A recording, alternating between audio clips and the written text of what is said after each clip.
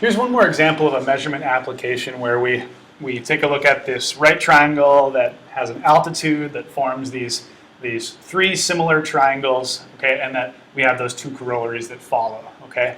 So this says a surveyor positions himself so that his line of sight to the top of a cliff and his line of sight to the bottom form of the bottom form of a right angle as shown. So again, this right angle is sort of what they're talking about right here. This time they actually gave it to us in the picture, which is nice.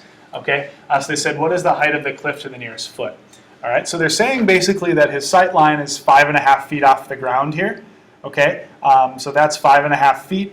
They're saying that he's standing 28 feet away from the rock.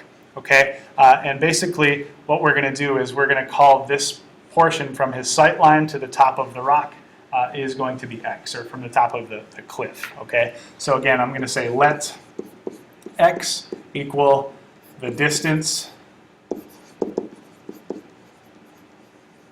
from his sight line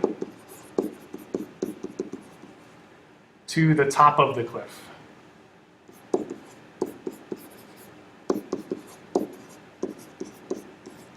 Okay, and so really what we're dealing with here is saying that the altitude, so from where his head is to the cliff is going to be the geometric mean of these segments of the hypotenuse, or the product of those segments, which is 5.5 and x. So we can say that 28 squared is going to be equal to 5.5 times x.